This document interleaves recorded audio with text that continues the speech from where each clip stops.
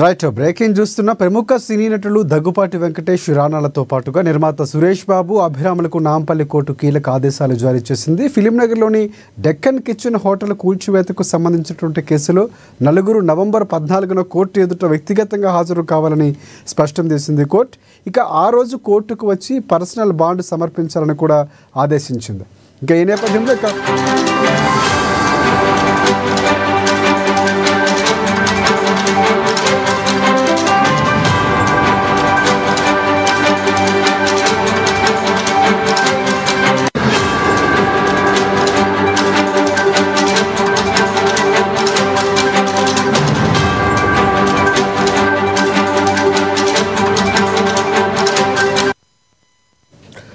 ఫిలింనగర్లోని Deccan kitchen హోటల్ను court ఆదేశాలు ధిక్కరించి వేశారన్నటువంటి ఆరోపణలపై దగ్గుపాటి వెంకటేష్, రానా, సురేష్ బాబు, అభిరాములపై కేసు నమోదైంది. ఈ కేసుకు సంబంధించినటువంటి గురువారం నాంపల్లి కోర్టులో విచారణ జరిగింది. ఈ విచారణ సందర్భంగా న్యాయస్థానంపై ఈ విధంగా ఆదేశాలు జారీ చేసింది. గతంలో ఇచ్చిన కోర్టు ఉత్తర్వులను బేఖాతరు చేస్తూ ఈ కూల్చివేత జరిగిందని ఆరోపణలు ఉన్నాయి. ఈ నేపథ్యంలో నమోదైన కేసు విచారణలో భాగంగా దగ్గుపాటి కుటుంబ సభ్యులు కోర్టుకు హాజరు కావటం తప్పనిసరి అని న్యాయస్థానం పేర్కొంది. ఇదే అంశానికి సంబంధించి పూర్తి అప్డేట్స్ అడిగి తెలుసుకుందాం. మా ప్రతినిధి ఫిల్మ్ రిపోర్టర్ అశోక్ మనకి లైవ్లో సిద్ధంగా ఉన్నారు. అశోక్, చెప్పండి, పూర్తి అప్డేట్స్ ఏంటి? ప్రధానంగా గతంలో వివాదం వచ్చింది, ఇప్పుడు పూర్తి స్థాయిలో అందరూ కోర్టుకు హాజరు కావాల్సిన పరిస్థితి వచ్చింది. ఏం జరిగింది? పూర్తి అప్డేట్స్ ఏంటి? Thank you Rajasekhar. ఫిలింనగర్లో ఉన్నటువంటి దక్కన్ చికెన్ సంబంధించినటువంటి ల్యాండ్ ఒక రిలీజ్ విషయంలో ఈ వివాదం రాచుకుంది. ముఖ్యంగా దీనికి సంబంధించినటువంటి ఓనర్ నందకుమార్ తోటి ఒక అగ్రిమెంట్ ఇవ్వడం జరిగింది. ఇది అలాగే సేల్ కూడా కొంతవరకు వారు ఒక చర్చలకు రావడం, అగ్రిమెంట్స్ రాసుకోవడం జరిగింది.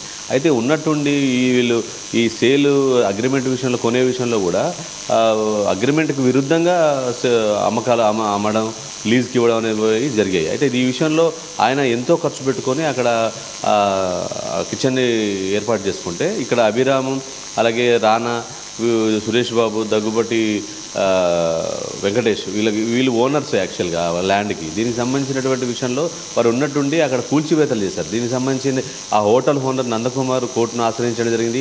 దీనికి సంబంధించి కోర్టు రూల్స్కి విరుద్ధంగా వీరు చేశారనేది మాత్రం అక్కడ ప్రూవ్ చేయగలిగింది. అయితే దీనికి సంబంధించిన కోర్టు అనేక సందర్భాల్లో కూడా ఇది సరైన పద్ధతి కాదు, దానికి నష్టం ఇవ్వాల్సిన అవసరం, మీరు నేరుగా వచ్చి కోర్టునికి సంప్రదించి మీరు వాదనలు వినిపించాలని కూడా చెప్పింది. అయితే వీళ్ళు ఎప్పుడు కూడా కోర్టుకు హాజరవ్వకుండా ఎప్పుడు లాయర్ తోటి పిటిషన్స్ వేస్తూ కాలయాపన చేసుకుంటూ వస్తున్నారు. అయితే కోర్టు ఈ విషయంలో చాలా సీరియస్గా ఉంది.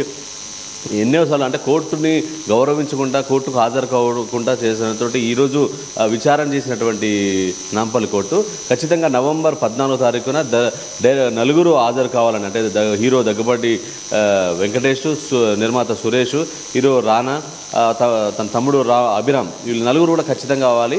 ఎందుకంటే నందకుమార్పై ఆర్థికంగా, మానసికంగా ఆయన ఇబ్బంది పెడుతున్నారు. ఆయన అనేక రకాలుగా వాళ్ళు ఇబ్బందులకు గురి చేశారు. ఖచ్చితంగా మీరు ఒక బాండ్ పేపర్ తోటి ఒక పూచికత్తు ఇవ్వాల్సినటువంటి అవసరం ఉంది.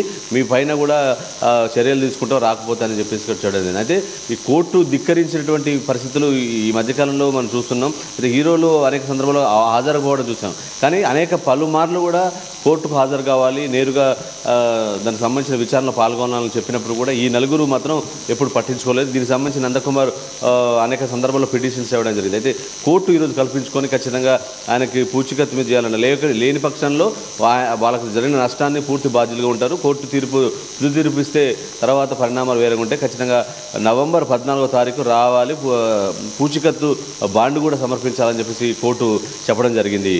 రాజశేఖర్, రైట్. ప్రధానంగా దీనిపై ఏమైనా మళ్ళీ కోర్టుకు వెళ్ళే అవకాశం మరొకసారి ఏమైనా కనిపిస్తుందా? ఖచ్చితంగా హాజరు కావాల్సిన పరిస్థితి ఉందనుకోవచ్చా?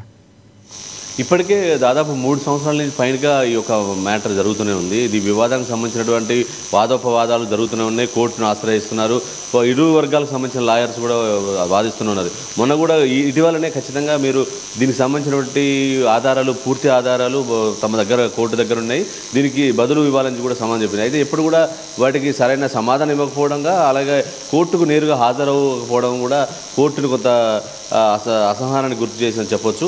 ముఖ్యంగా అక్కడ ఉన్నటువంటి ఉన్నటువంటి గౌరవ జడ్జి గారు ఈ విషయంలో మాత్రం చాలా సీరియస్గా ఉంటూ ఇక హాజరు కావాలని చెప్పేశారు. అయితే ఈ విషయంలో మాత్రం వారికి పూర్తి స్థాయిలో వారికి ఒక భారీ ఫైన్ పడేటువంటి అవకాశం ఉందని, లేకపోతే శిక్ష కూడా పడేటువంటి అవకాశం ఉంది. అంటే వారు చెప్పేటువంటి వాదనలను బట్టి, వారు చెప్పే ప్రూఫ్స్ని బట్టి తీర్పు ఉండే అవకాశం ఉంది. అయితే ఈ విషయంలో మాత్రం నందకుమార్కు కోర్టు గ్రహించింది. తెలుస్తున్న విషయం ఏంటంటే కోర్టుని కూల్చివేతలు, అక్కడ ఉన్నటువంటి దక్కన్ కిచెన్ కూల్చివేతలు ఇవన్నీ కూడా ఆధారాలు ఉన్నాయి, వీడియో ఆధారాలు ఉన్నాయి, ఫుటేజ్ ఉన్నాయి, వీడియో కాల్స్ ఉన్నాయి, అగ్రిమెంట్స్ ఉన్నాయి. ఇవన్నీ కూడా నందకుమార్కి ఫేవర్గా ఉన్నాయి. కానీ వీళ్ళు సమాజంలో పలుకుబడినటువంటి వ్యక్తులు ఆయన ఇబ్బంది పెడుతూ ఆర్థికంగా మానసికంగా ఇబ్బంది పెట్టారని మాత్రం అక్కడ కోర్టు దగ్గర నిర్దిష్టమైన ఆధారాలు ఉన్నట్టు ఆ నందకుమార్ తరపు లాయర్ కూడా చెప్తున్నటువంటి పరిస్థితి రాజశేఖర్.